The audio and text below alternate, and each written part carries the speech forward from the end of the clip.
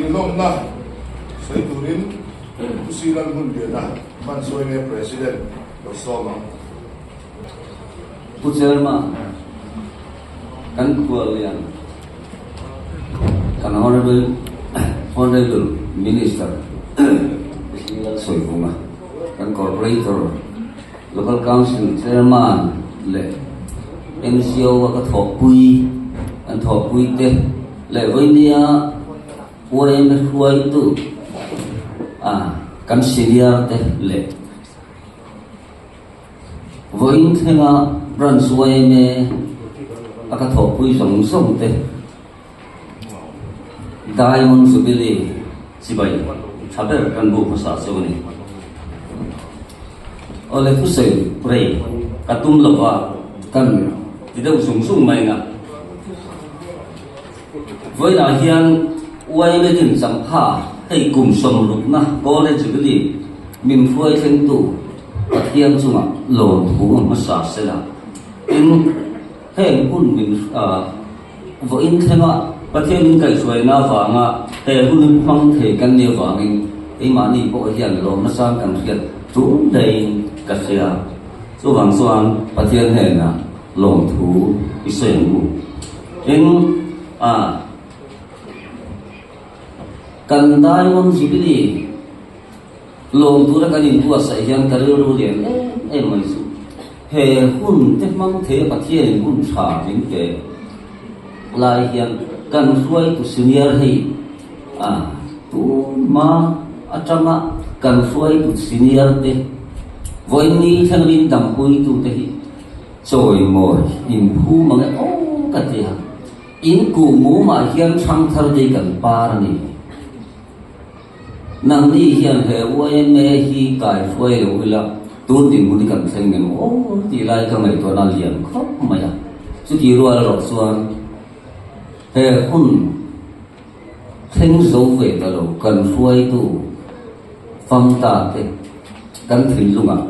kan sia deng ta bo tu lin kan sia voi ni hian chung mual million san to song po kan choi ma chi bai za na si bai kan bu kan diamond jubilee long tu ra kan in tu sai kan secretary soyam khan kun na to khop maya so wang suan sab ko mi te pe sang te kan han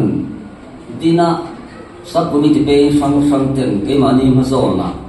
theyam angin ma kan han la voin kan han theng ania abikin fundraising committee te an ha maya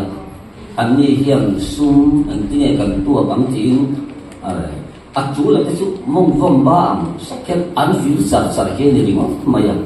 chu tiang suanin voi na hian abi takon sub committee dang te chu nakina sakal sel tura activities lam sau tu te an dia voi ne hiam fundraising committee te abi takin an suma lom thu kan soya tin monument sub committee ten pe to pin ma la so kan lung phun hau tak te mai kha voinia khong thein hian anan ta so aro puin lom thu kan soi tel ni sela athane tin chu tiang ang khopa chu kan khuna te te ra wang suan kan deal to minister kan ti buai na sa maya kan berong de reng maya eng kim ma ani hi kan in na an ro maya in chu mai ni lo ka a tho pun so kha te ko pelai a pran suai me nga alom na ku sum han sum le han ti sum mai thi ani lo wang in so kha a rem sa he jubilee lo na tu hian kan han dap ve chung song a chuan kan minister min pui na sai maya a tho pui sarkara tho pui te ne na te ko kan ma mo da te min han soi pui a se kiang suanin na te ko roi chhe na tu ne ni đi lo na tu te ko nei thei tu ra kan ngai tu nan kan ha me ani ti te kha kan soi lam tu a tin kan corporate kan mà mỗi em mai so cũng là cho nên hẳn bể lắm dễ lắm số vàng số kan corporator sung ako lom thu kan han soi minta sala ole tối tệ chưa là hẳn dễ kan đủ su kan secretary soi kan mapa ka hian he diamond jubili lom na tu problem su sang mai kan han nei to na nia helai hian OMA akan suai tu senior te min uak kan ma bo le mai ya kurong min pe thì có ba mình làm cái trần mình làm quy cắn mà một tắc rất là với nhà hiền xuất hiện tụ tổ chuẩn cần xôm sẽ vậy thì với người hiền quay mới mình dấu cầu ngày mà ai cũng bật sạc để quay mới nó cần cuồng trần quy ngay cái trần quy rồi nó ông dễ thì nó tụ tổ